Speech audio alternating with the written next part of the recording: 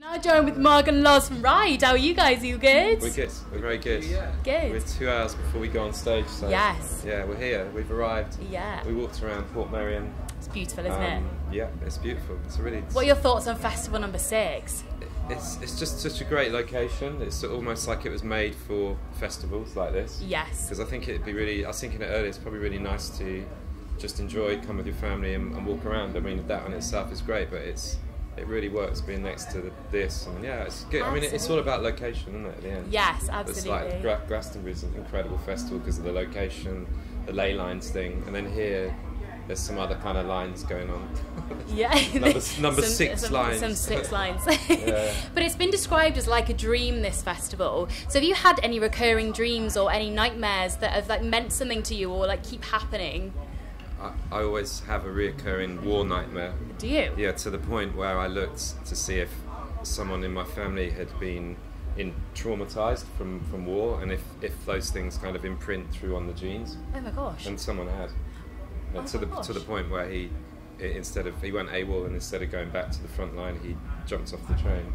Oh wow. So that's quite heavy. That is, yeah, it is. Loz hopefully had not such heavy dreams. Loz, are you going to bring it back a bit? I had a sort of a vague thought about Christmas, weirdly, which was quite nice while I was here, but no nightmares or anything. That's good. Yeah. Then the thing is, we come through the night on a sleeper bus, so you sort of have really, it just throws your whole dream Yes. system, like in a very strange state, because you sometimes fall asleep and you keep waking up.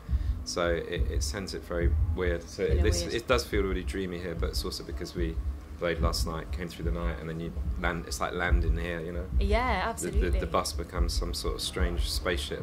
We have our dreams Travelling. during the day instead. Yeah, that's it, yeah, Yeah. like a time-travelling space of time time. at nighttime. No, yeah, powering on through.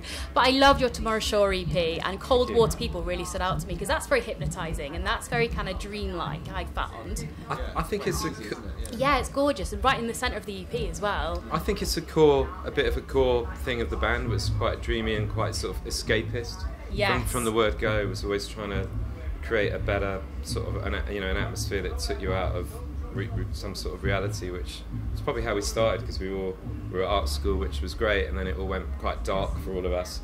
Yeah. Then it was like the band became an escape mechanism to escape the sort of darkness that we all sort of felt in Banbury, Yeah. which also sort of coloured the music a bit. But yeah, I think it's all in there, and the hypnotic thing, I think, is really interesting in music as well, because I think Oh, absolutely. it's kind of how it started, really, with people just beating a drum, and Yeah, back to the roots, isn't it? maybe Partly. we try. But you worked with Errol Alkan on this album as well, who's actually at Yeah. Festival number 6 as well. Yeah, So he's playing tomorrow. yes, This yeah. Friday, yeah. So how was working with him? Because you worked with him on Weather Diaries as well. So how Yeah. did that go down? It's Good. yeah, I mean, Yeah. Errol's.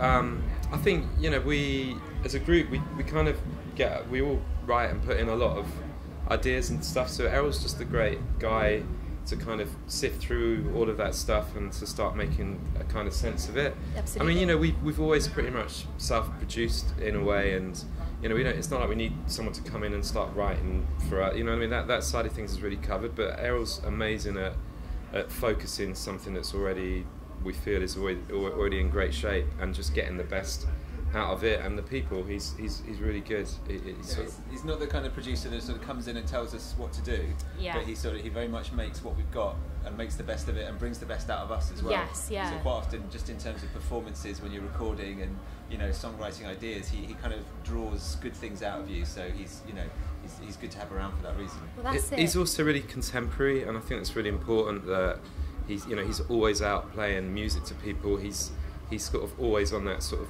the crest of the wave of what's sort of going on now as well, and he's also into just sort of very wide musical taste, as we all are. Yeah. And I think that's why it works, and I think it's really important to do things for tomorrow. Everything is a bit influenced, obviously, from the past a bit, but it's like I think it was important for us to feel that we can make a really contemporary record, and come back, not kind of just keep rehashing the past, really, because that's not interesting to us. Yeah, and the other thing is, I think everyone thinks that he's going to put some kind of dance element to our music, but nothing could be further from the truth. He's always, he's very much he's a sort of really creative sort of rock producer. Yes. And he's dealing with us, which is a band with playing in that way. So he's quite often any extra synths or anything come from us, weirdly, not him. So it's surprising that, you know, it's not what you think, you know, but it's an interesting working relationship we've got with him. Definitely, because it's like a creative stomping ground, isn't it, for you guys to be able to, you know, be creative, and that's the best thing about working with someone like that, is you don't want to take away your creativity, you want to kind of add to it, don't you? It feels like anything's possible with him. Yes, you can sort of take it wherever you want to go. Absolutely. And we kind of end the day kind of with a bit of a disco party every night in the studio. It ends up being like, oh, you heard this, you heard this, which is kind of nice as well, because you sort of feel like you know, it's kind of all about vibing off music, really. Absolutely. And, keep it pumping, isn't it? Yeah, keep it That's moving. The way. Yeah. And Nowhere has come up to 30 years in a couple of years since you released that, your debut album. Yeah. And that was recorded with live, wasn't it? So it's really kind of changed the way you've recorded from the start. Yeah, we still try and do a lot of stuff. You know, live. I mean, obviously there's a chance to get, you know, work more on grooves now and program a little bits that maybe need doing. But I think that the raw element is we're still trying to capture really great live sort of feel about it, because I think that's where the swing is. I think otherwise computer music can get a little bit kind of too rigid in a way. So I think it's trying to keep some sort of swing in it as well. But sure, yeah. I mean, I think the whole recording process from when we recorded, you know, on those things called tapes back in the day, it's just another world now. And, but I think, I mean, we all really embrace it, and it certainly gives everyone in the band a chance to really realise their you know, creative sort of ideas at the sort of demo in stage, and I think, you know, better than it ever used to. So it's good. Absolutely. It helps everyone kind of bring an input in with the writing thing. Yeah, because from the start you've been like really prominent. You were in John Peel's Festive 50, which is amazing, and you know, you caught a lot of fans through doing sessions with him. Yeah, we did. I mean, we were definitely like that sort of the John Peel kind of a band back in the day, and he was an incredible supporter. Like, and again, before he got it, before other people really got it, you know, a lot of the Radio 1 DJs at that time didn't want to play our music because it just didn't fit, you know, at all. And but then that kind of helped strengthen the resolve of the people that were into the band. And certainly John Peel was a really sort of like a flag waver, an early flag waver, and he was amazing. Yeah, it helped us as well, because, you know, we kind of expected him to hate the music that we did, almost, but the fact that he kind of endorsed it a little bit really helped us, gave us a bit of confidence. Absolutely. Sort of, you know, so that really helped. Yeah, you need that boost sometimes, don't you, to be like, yeah, we are good. Like, and John Peel session. And, you know, we were finding a mainstream at that time that didn't, you know, it changes now. We've got 6 Music things now. 6 Music didn't exist then, so the kind of the way the way that the playlisting went on was, you know, we just didn't fit it at all. Even though we were getting high in the charts, they were still trying to find ways of not playing our music at that time. Yeah. Then of course 5-6 years on, it's the indie thing becomes a bit more part of the mainstream. I mean, when we were indie, it was really indie. Totally indie. Dark indie. Yeah. But it's lovely, because I was watching a really early interview from you guys. I think it was 1990s it was from, and it was really nice because you had newsletters that you'd given out to your fans to keep them in the loop. And I think that's really nice, the way you've connected with your fans, and is that something you've kind of stuck to throughout your career? And, you know, because you have a great fan base. It's something I think we need to do a bit more of now again, you know, because they were handwritten, we had a very good network, and we, you know, everyone felt really close to the band in that way, and it was a good way of interacting. And I think we've maybe lost that, but I think we're going to try and bring it back again. So, you know, with nowadays you've got emailing lists, so it's a lot easier. But I think it's something that's been missing, so we're going to address that. Yeah, absolutely. But I think it's more personal when it's all like kind of paper form, and it's a bit more kind of like a letter, isn't it? It's a bit more... We did do that, and then we got sent loads of paper, you know, letters back, and I think they're still like in a big sort of pile now in the corner of a room, and we're kind of like, what do we do with these? You know, it's like that's the tricky part about it. It's not like data; it's like physical piles, actual stuff, paper, like, but yeah, it was good. It's a nice time to do it, and it's absolutely. Yeah. And when you were in school, was there any subjects that stuck out to you that were like kind of made you progress as a band, or any teachers that really encouraged you to do what you wanted to do? Well, we all went to foundation course in art and design together, pretty much. Brilliant, so that was something that, you know, really helped. Was really we all shared sort of an art and design aesthetic. Yeah. Sort of went into the music, and I mean, for me, you know, music and art at school was very, actually really helpful in being in a band later. Absolutely, yeah. Me and Andy were seen as sort of misfits in the school we were in, until we got into the art school art foundation course, which is where we met Loz, of course. Yeah. And that was actually, I really respect those guys because it was the first time that they took people with creative endeavours sort of seriously. And although we went off the course in a sense, because we ended up signing a record deal rather than going on to like our fine art degree or something like that, they were really encouraging.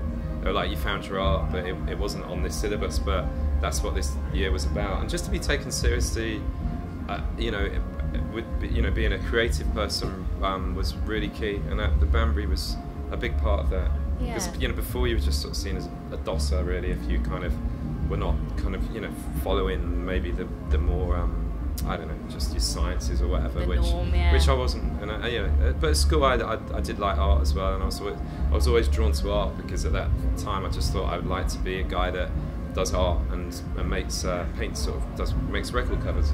So I thought that's how I could combine art and music, but I kind of went beyond that and ended up in a band. So it's all a state of mind, isn't it? Art and music, and it's the creative process of everything. Yeah, but the world really needs it. I mean, it's really so important. I mean, especially now, it's really dour politically and stuff. But I think more than ever, people need that escape. People need that creativity. People need that sort of feeling of that common sort of feeling that goes between people that music does. Music's an incredibly powerful force for that for me, and it still is. I mean, it's kind of it's massive. It can change the world, can't it? Music, it does. It does in many ways, in lots of ways. And art, I mean, it's kind of it gives you that kind of proper insight into the feeling of history and people and what was going on at that time, and how music and art sort of reflects that all the time. It's amazing. Yeah, it stays there forever, which is nice, isn't it? Yeah.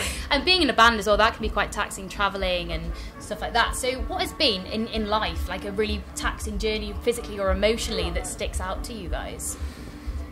Probably first tour of Japan, when we didn't know, we'd never been to a place like that before, and we'd been really, really busy.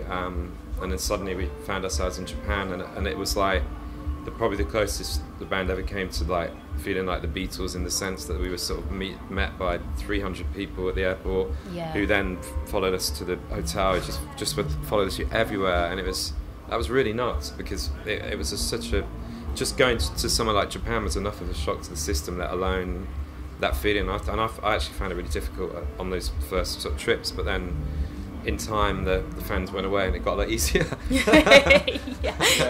Depleted I love Japan now. It's like one of my favourite sort of countries to visit, but I mean those times are taxing, because and also you don't have any idea about pacing it when you're 20. I mean, we're in our 40s now, so you have to pace it in a much better way, and in another way you kind of appreciate it more now as well, because at that time you just feel that like you're going to live forever. This band's going to be forever. You don't really. I mean, you don't know what's going on really. I mean, it's just kind of off our heads really. Yeah. The youth life. We were growing up, on the tour bus, and we, the plan at the time. I don't know if there was much of a vision beyond just playing gigs. So we used to just do a tour after a tour after a tour. Yeah. And everyone, the whatever was happening at the time was just keeping us out playing. And a lot of other bands we talked to, and they're just, bemused at how many gigs we were playing. But that's just what we did, and you loved it. That's what we kind of grew up doing. Yeah. And inevitably, there were times when you're sort of nearing exhaustion, but you don't really know much else. And it's only looking back you go, we really did. Yeah. We really did cane it, but then you need to come back and find something to creativity to make new music. So absolutely, that was really the big lesson that we learned, was that you can't do it all on the road. No. You have to step back, regroup, get some new ideas, and make new music. Yeah. And have you found have you been working on some stuff behind the scenes at the moment? Have you found like you're taking some time to write some more new material? Yeah, I mean, bits and pieces, but obviously we're coming to the end of the run now of the where the Diary's kind of touring bits. So it's not so easy to find that time. But I mean, I'm sure there'll be more things will come. The creative juices are feeling good with us all, so that will keep producing. That will keep on juicing. Keep a smoothie of ride coming up. Keep juicing that. It's a good phrase. You should keep that. And finally, guys, because the summer's ending, and we kind of always skip Halloween, and bonfire night gets put on the back burner a little bit. It goes straight to Christmas. So, what is coming up for you for Christmas? Have you got anything, like any tracks that you get out at Christmas time, or a special Christmas tipple that you always do? Always get Phil Spector's album out. Do you? Is that like always just There's one that you don't get tired of, you know, like so just the carols get a bit maudlin after a while. And I make chestnut stuffing. I really love chestnut stuffing, which drives my partner mad because it ends up on the kitchen walls and on the ceiling, and so it's just sort of blend it. I'm not the best cook, but chestnut stuffing is something I always think is that marks Christmas, because it's something that you don't eat the rest of the year.